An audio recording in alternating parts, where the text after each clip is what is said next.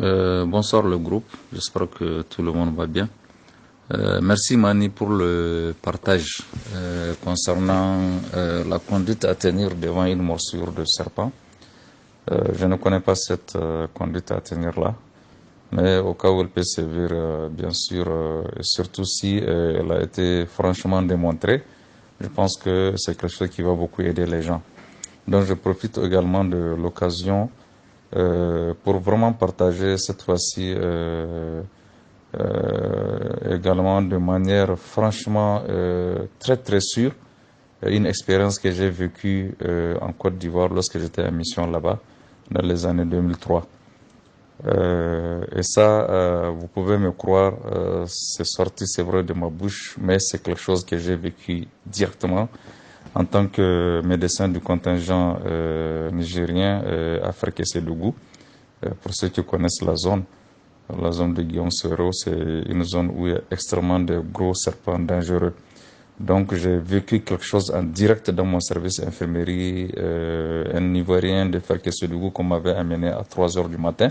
Et c'est les gens du village qui l'ont amené. Ils ont frappé à la porte de la compagnie, on a ouvert. Alors on m'a réveillé. Là, j'étais là en train d'essayer de tout faire parce que nous, on était en train de créer toutes les conditions optimales pour accompagner le malade, puisque lorsque nous avons fait la description du serpent noir, le gros cobra, on a compris que la seule solution, c'était un sérum antivenimé et de l'immédiat. Or, déjà, même les pharmacies sur place, vu la cherté de ce médicament et la rareté de son achat, ils sont pas généralement partants pour payer de grosses doses pour déposer. De sorte que même si on le cherchait, dans les pharmacies, on peut ne pas avoir. Donc, on ne peut que soulager la personne avec des petits sérums, des petites injections pour la douleur, pour le stress, etc. Mais tout en sachant que dans quelques minutes, il allait mourir. Ça, c'est quelque chose que j'ai vécu directement et que personne ne m'a raconté. Et franchement, je continue à partager ça depuis 2004. Et là, l'occasion s'est présentée aujourd'hui. J'ai entendu parler de ça, je profite pour le partager. En réalité, comme je vous l'ai dit, ce patient, on avait perdu tout espoir. Tout espoir. Et puis parce que déjà, c'est devant nous qu'il a développé les premiers signes, les seconds signes, tels que décrits par la médecine. Et on savait que la troisième phase était en train d'arriver, c'est-à-dire la phase à partir de laquelle il allait tomber dans le choc. Voilà. Maintenant, c'est à partir de là, un gardien de Ferkessédougou, un vieux, qui nous balayait en fait la devanture de l'infirmerie.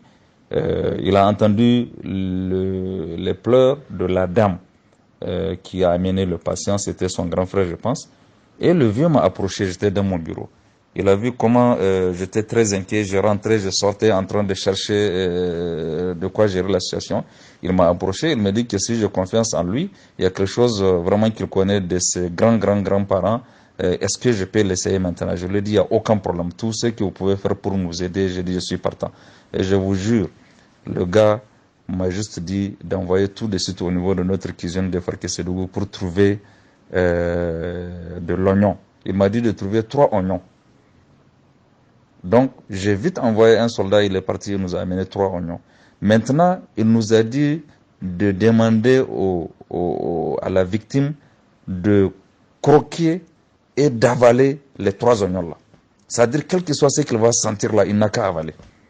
Et je vous jure, on a forcé la personne. À peine elle a pris le 2e oignon, elle était à la moitié du 3e oignon, quand la personne a commencé à vomir du venin devant moi, tout noir. Tout noir, ça c'est devant moi, ça s'est passé. À Ferkessédougou et devant le major de notre infirmier. Donc, je vous jure, le gars là, on l'a sauvé comme ça. Comme ça. Il a vomi tout le venin devant nous. Et au fur et à mesure, il se sentait mieux. Le lendemain, vers 10 heures, moi je l'ai relâché.